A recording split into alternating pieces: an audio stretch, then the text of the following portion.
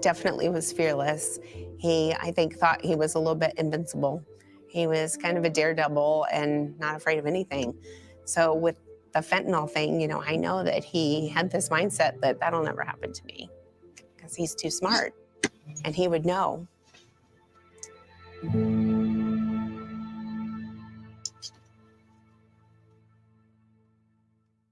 Oh my gosh, Lance was amazing.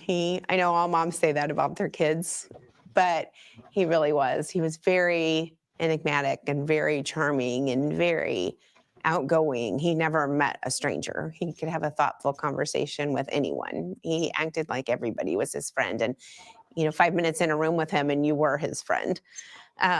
He loved everyone. He was very accepting and non-judgmental. And he was really he just had the coolest vibe. He was like, you do you, you do me. I love everyone. We're cool.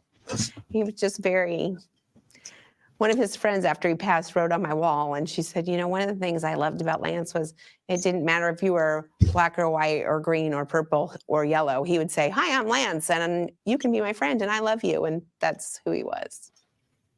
The first thing when I think of Lance, he was unapologetically himself. Like what you see is what you get. And you either loved him or you didn't. And he didn't really care either way. But he, you know, as a child, he was obsessed with Spider-Man. So from 3 until 6, he wore the same Spider-Man costume every single day. And if we had to go somewhere the Spider-Man costume wasn't appropriate, he would put on jeans and a white Oxford shirt and fake glasses because that's what Peter Parker wore. He was kind of obsessive. And when he committed to something, he committed fully and wholly. So if he was interested in something, you could bet he knew every single thing there was to know about that topic. He would learn absolutely everything. And then I had to hear all about it. So I know all about Spider-Man and the Power Rangers and Yu-Gi-Oh! And more than I ever wanted to know about all of those subjects, because if he knew it, he was sharing it. When I talk to people, the thing that people remember most is he was constantly talking. And Lance talked a lot about everything, but he was so smart. He knew a lot about a lot of things and he could have an intelligent conversation with anyone about pretty much any topic. He was a little bit of a handful, I'm not gonna lie. Most of my gray hairs are from Lance. He is very, very intelligent. He was always smarter than I was. So he was always one step ahead. So he was a bit of a challenging teenager, you know, always pushing the rules and living life. The thing we say about Lance is he lived life on his terms, and he really did. He did what he wanted to when he wanted to, and he didn't hurt people. He was kind and gentle and loving, but life was too short and he had a life to live and couldn't be bothered with pettiness, as he called it. He was definitely not afraid. And I think that he had this false sense of security because he thought he was street smart and he thought that he would know better. But on February 23rd of 2020, he bought 2 oxys, what he thought were oxys, from some random guy at a club in Lawrence called The Hawk. And on March 3rd, he messaged a friend after he went to bed at 11:59 p.m. He got home from work and messaged a friend and said that his back hurt and he was taking an oxy and going to bed. And then I found him the next day. And toxicology showed there was no oxycodone in his system. So the pill that he took that he thought was oxy was counterfeit. It was fentanyl. So he didn't know the difference. He bought 2 and the police found the other one in his room. And they even said that it looked real. And they said, looking at it, you would not have known that it was fake. It looked like an oxy. There was no way to know. It's nothing like a little confidence boost to help ease you back into the dating scene. It also includes having a smile you feel good about.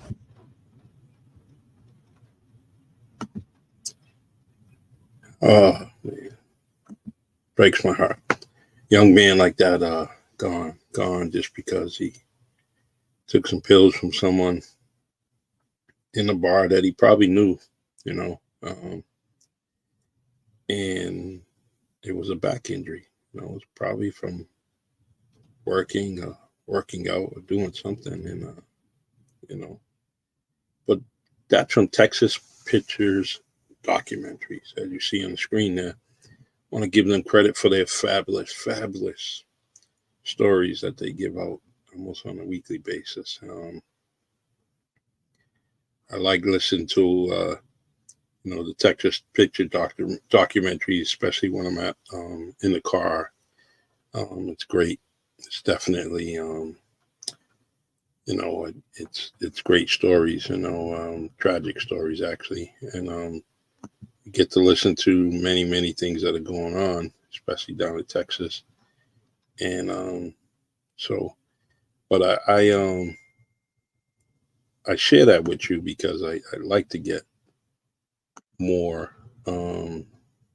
more people on here with true stories, and right now I'm not getting too much of that. So what I do is I basically just go to the YouTube channel and I get my stories from there, which is it's real life. You can't get anything more factual than that. I see people on YouTube and Facebook Live. I appreciate you joining us on Fentanyl Facts and Stories. These stories are just a tool to use for us to try to get educated now. On it doesn't matter where you come from. It really doesn't. It's out there. Fentanyl is being laced everywhere. Whether it's counterfeit prescription drugs, it's just getting laced, and can't escape it. You can't escape it. So what I try to do is just bring out this awareness so we can all kind of be teachers ourselves, so we can learn on our own, get on YouTube, go to your regular health departments and get some education, because they're all over, and read up on it. But if you like videos, Texas Picture Documentaries is definitely a go-to. All right, I want to make sure that this is on Facebook Live, publicly posted on my site.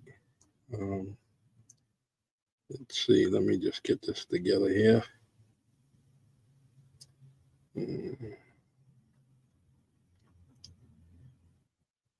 But yeah, fentanyl is definitely hitting our streets at an alarming rate, and it's every time I see a sudden death of someone, that's the first thing I think about. Everywhere, just healthy person, and then boom, they're gone, and it's kind of tragic. But when they pass is the first thing that I think maybe they were just trying to, take a painkiller, maybe even using recreational drugs, and just kind of, and,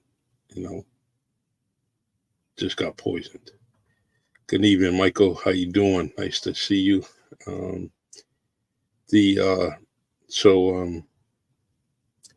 That's always in the first thing on my head quickly. I mean, I think about it because it's all over the place. All right, let me see here. Go to my page here. Got to go to my settings here and make sure that Facebook Live is public for you all to share this podcast with, on your site, on your profile page. Share the YouTube videos that you're maybe watching, and let's talk about it. So my co-host Paula, she's not here today, and so I'm filling in. That's what I'm supposed to do.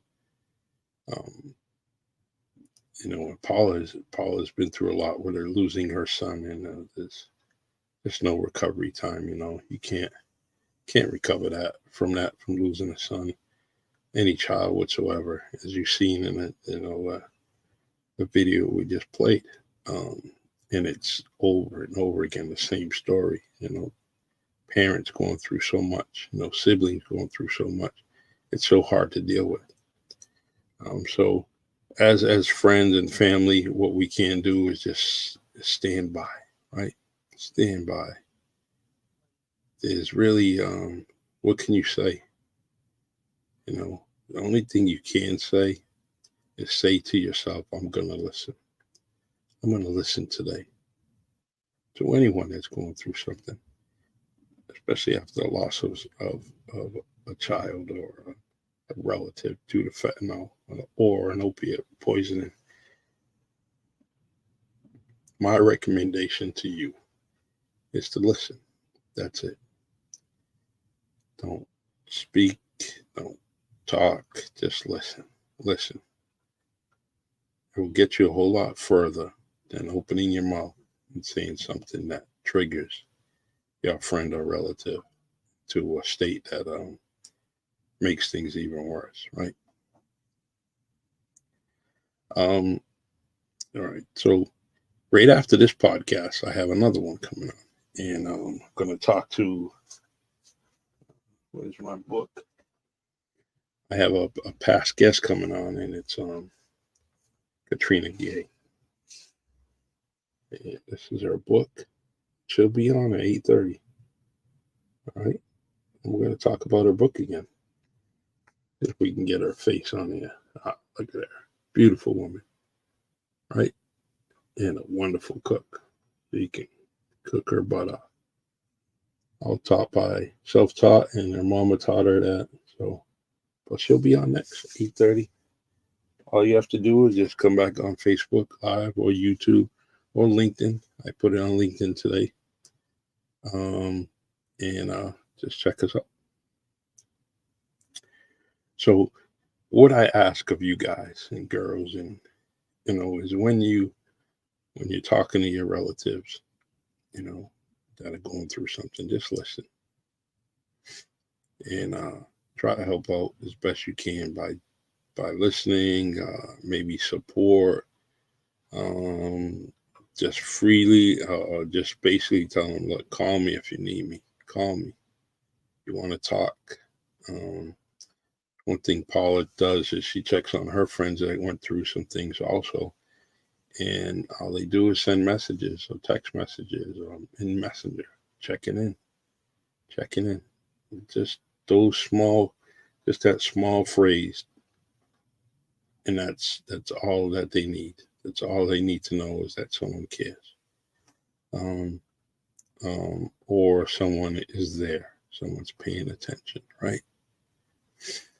And you never know. It comes in timely basis, timely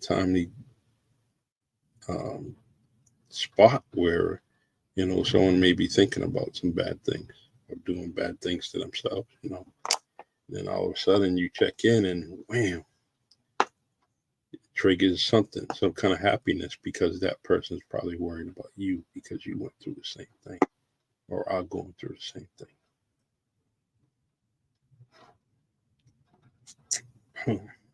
So I've been doing a few things, and I know this is about fentanyl, but I can get off subject. That's what we do from time to time. So I'm going to be doing a project on Keith Francis. Keith Francis was a local guy from New Bedford, Massachusetts. And he just he loved what he was, he loved growing up here. He participated in sports like most of us do around this neighborhood, in the city, and thought it was a way of getting out, and making a better life for himself and his family, right? So he played basketball, ran track, definitely one of the best when it comes to track and field in New Bedford, Massachusetts, New Bedford High School. And he later on went to Boston College. And he ran for Boston College. He tried out for the 1976 Olympics. almost made the team. He didn't make it, but it was a living, learning experience, you know. And then later on, he done many things, working for federal government, and then he was on many other things that was as a mentor, right? He was a mentor. He would always talk to people, young people from the DC area, Baltimore, here in New Bedford, Mass, and talk to them and try to get them to go to school or higher education. And one of the things that he used is Boston College. You know, why don't you can come to Boston College? I don't care where you're from. You may have only a couple of pairs of shoes and a couple of pair of pants and shirts, but guess what? We're going to get you into Boston College, and we're going to get you a degree, right? And he nurtured all those students, right? And they went to Boston College, and most of them did get a college degree. He was also on the board of trustees. So, and that's in a perfect place to do things for others, right? You're in a key position, a key title. And now you can kind of reach out, do that outreach into the communities. And it doesn't have to be in that same campus area. Guess what? He went further. He went to other states. And a lot of us benefited from it. That Keith Francis had that outreach. He had that reach. It was so extensive, right? Extending beyond the borders of Massachusetts, beyond the borders of Maryland. He was just all over the place. And so I'm going to do a documentary on him. What do I know about documentaries? Right now, I'm at the University of YouTube, as my friend Lee Rocha says, right? YouTube University. That's where I'm learning. I'm going to do the best I can, and I'm going to show the best tribute I can for a friend of mine, and it's gonna be magical. I can already feel it. I'm already talking to people, and it's like, oh, you're gonna do that? Oh my God! You got to interview this person, that person, and know that it's on and on. It's gonna be a lot, right? So I'm just gonna go out and do the best I can. And you know what? The best I can do is usually good enough, right? Usually good enough, because it's got my name on it. You see my name right there, right there. Oh, over there. Charlie Perry. As long as anything that I do has my name on it, I will do from 100% to 200% to make sure that is right, and that it's going to work out and be a very good product, right? So that's what I'm going to do. Keith Francis, look him up, Google him. Keith Francis, Boston College. Wikipedia, he's on there. Got a lot of information on him. That's a lot of information I'm going to be using, right? Along with the interviews and so on and so forth. So, all right, what I'm going to do is I just want to put that out there. I have a couple of things I'm going to do before my next podcast. I want to make sure things are on point. Hey, Yvonne, how you doing? See you. Hey, you keep spending time with those grandchildren. Beautiful, beautiful family. Just keep spending that time with them. So special, right? I'm a papa. I love my grandchildren. If I could be with them every day, I would. You know, and it's they're just so funny. You know, they say so many things in their small bodies, but sometimes they say some adult things, and it's like, how'd you know about that? You know, but yeah, we gotta learn to appreciate our blessings every single day. You know, and the people around us, and just appreciate it.